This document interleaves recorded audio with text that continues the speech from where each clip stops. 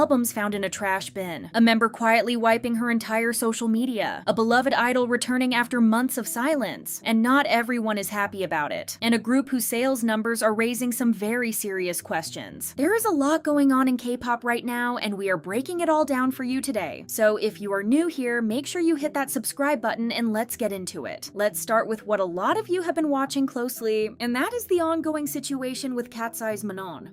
If you need a quick refresher, here's what has been happening. Back in February of this year, HYBE announced that Manon would be going on hiatus from KATSEYE activities due to health reasons. At the time, the statement was brief and didn't give much detail, which naturally left a lot of fans with more questions than answers. Things got even more complicated when reports began surfacing that Manon had allegedly had a falling out with the other members of the group, and that personal information about her had reportedly been shared by people close to the group with outside individuals. After that, it became increasingly hard to imagine a smooth, quiet return, especially when she appeared at Coachella not performing with her group, but showing up in the crowd and eventually joining Pink Pantheress on stage during the second weekend as a guest. For a lot of people watching, that moment was hard to make sense of. If she was well enough to be on a Coachella stage, why wasn't she performing with KATSEYE? Fans have never fully gotten a straight answer to that question. Now, as of this week, there's a new development, and it has people thinking that an official announcement might be coming very soon. Manon's personal TikTok account, which she had originally made private once she began her activities with KATSEYE, was recently reopened to the public, but here is where it gets interesting. When fans went to check it out, they found that her entire feed had been cleared out, all but 3 videos remaining. On top of that, her name on the account was changed, and her reposts were removed as well. Over on Instagram, she also quietly removed her email address from her bio. These are small changes on their own, but taken together and in the context of everything else that has been going on, fans are reading them as signs of a rebrand. Comments started flooding in with people saying things like, "The announcement is coming and solo Manon era is upon us." HYBE has still not released any official update on her status, but the way things are moving right now, a lot of people feel like it is only a matter of time. Whether that ends with a formal exit from the group or something else entirely, we are all just waiting to see. What do you think is going to happen with Manon? Let me know in the comments. And while that's all been unfolding, KATSEYE has been in another headline for a completely different reason, and this one involves member Lara. Earlier this week, KATSEYE sat down for an interview with Lara for his Instagram series, Close Friends Only. During the conversation, a clip of Lara talking about her love for music started circulating online. In the clip, she described producing and writing as her truest passion, saying that when she is in the studio, it is the one place where nobody can tell her what to be. She also talked about how much she loves R&B and specifically described what she loves about the genre, saying she is drawn to what she called the lack of structure in it. And that phrase, lack of structure, is what set everything off. The moment that clip spread on social media, the reactions came fast and hard. Critics, particularly those who felt strongly about R&B as a genre, pushed back against the phrasing. Many pointed out that Lara is of Indian descent, which some felt made the comment land even more tone-deaf. Others brought up her past use of AAVE in her content, arguing that combining that history with a comment like this about a black music genre was too much to ignore. People were saying things like calling R&B structureless shows a fundamental misunderstanding of the genre, and others questioned how someone who aspires to be a serious artist could describe one of music's most technically rich genres in that way. However, it is worth noting that a large number of fans came to Lara's defense, arguing that the clip was being taken wildly out of context. According to them, Lara was not saying R&B is poorly structured or somehow lesser. She was describing how the genre feels less confined to rigid verse-chorus formulas, and that the freedom within it is what she personally connects with. Supporters pointed out that when you watch the full clip rather than just the short excerpt that went viral, her meaning comes across very differently.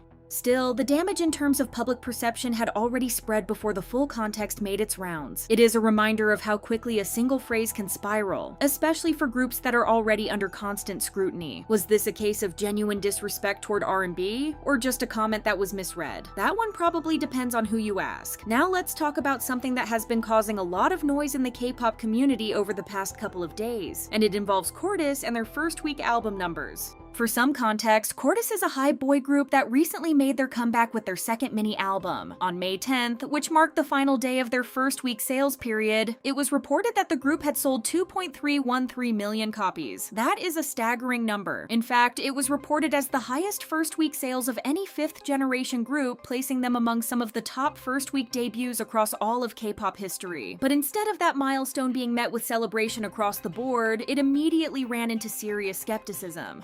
A viral post on a popular forum laid out what users described as proof that something didn't add up. The post pointed to the fact that open reservations for the group's pop-up store, something that is notoriously hard to get for genuinely popular groups, were apparently not an issue to secure. On top of that, the group had been beaten out in a voting competition by other groups with significantly lower album sales numbers, which many felt was inconsistent with the fanbase size those 2.3 million copies would suggest actually existed. Then, a video went viral on X that really shook things up. In it, Cortis albums were seen on the ground near a trash bin, a visual that has become, unfortunately, a well-recognized indicator of bulk buying for benefits in the K-pop industry. When albums are purchased in mass quantities not because fans want them, but in order to qualify for events like fan sign eligibility or voting benefits, the physical albums themselves often end up discarded, which is exactly what this clip appeared to show. People in the comments were not kind, with many also pointing back to previous legal trouble HYBE had faced involving chart manipulation, arguing that this was part of a larger pattern.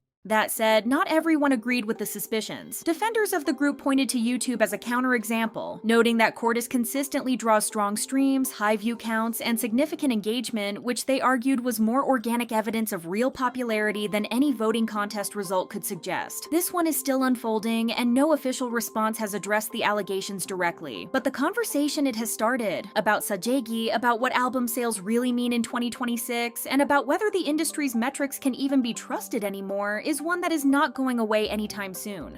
Now let's shift to something a little more positive, or at least partially positive, and that is the return of SHINee's Key. To understand why this comeback is such a big deal, you need to know what happened back in December of last year. Key became entangled in a controversy surrounding a woman who had been dubbed the injection ant by the media. The controversy initially surfaced through comedian Park Naray, who found herself at the center of a legal dispute with former managers who accused her of mistreatment and revealed that she had been receiving unauthorized medical procedures from this woman, who, as it turned out, was not a licensed medical practitioner in South Korea. She was allegedly administering treatments privately, including at people's homes and even in the backseat of a car. Key's name came into the picture when it was revealed that the injection ant had posted a photo of what was believed to be his dog, along with text exchanges between them on her Instagram account. From there, the connection became public. Key's agency SM Entertainment confirmed that he had been introduced to the woman through an acquaintance, had initially met her at a clinic in Gangnam where he believed she was a licensed doctor, and had later received treatment at his home. SM stated that Key had no reason to suspect she wasn't licensed and was deeply regretful once he learned the truth. Following the statement, he stepped down from all ongoing programs and paused his activities entirely. That was about 5 months ago, and now Key is set to return to the stage, not through a solo comeback, but alongside the rest of SHINee for their 8th solo concert series titled The Invert, running from May 29th to 31st at the KSPO Dome in Seoul. The reactions to his return have been split pretty clearly down the middle. On one side, a lot of fans and observers believe Key was genuinely a victim in this situation, someone who trusted who he believed was a licensed professional and didn't realize he was doing anything wrong. Those people feel his break was more than sufficient and that it is only right he rejoins his group for a major concert. On the other side, there are people who feel 5 months was not nearly long enough, especially given that the investigation into the injection ant and Park Naray is still ongoing. Some questioned whether he had truly been reflecting during that time or had simply been quietly preparing for the concert in a practice room. One comment that captured the skeptical side said he never really took time off at all, that he was just comfortably practicing at home. It is a complicated situation with no clean resolution. What is clear though is that SHINee fans have been waiting for this concert, and Key's presence on that stage will be the headline whether anyone intended it to be or not.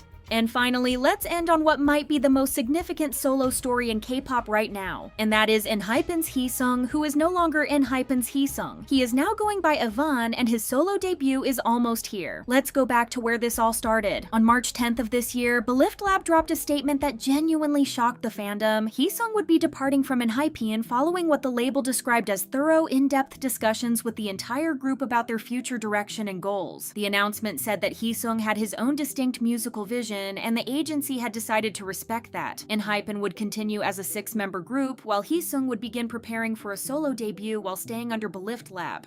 The reaction from fans, especially those who had followed ENHYPEN since their island days, was emotional to put it gently. Many felt blindsided. The group had only just released their 7th EP in January, and Heung had even contributed to the writing of tracks on that project. To find out weeks later that he was leaving felt, to a lot of people, like a final goodbye that nobody had been prepared for. The hashtag ENHYPEN7 started trending as part of a fan protest movement, with many saying he could have pursued solo activities while remaining in the group. Then, on April 8th, the next chapter began. Belift Lab announced his new solo identity, Evan. A new Instagram account launched under the handle at H_Eva_N, along with a series of stripped-back minimal photos presenting him in what the label described as his most authentic form. No heavy styling, no typical idol aesthetic. He also explained the name himself, saying that Evan is a name he had cherished since childhood, one connected to his most precious memories, and that through it he hoped to reach fans with music that expressed his most honest and natural self.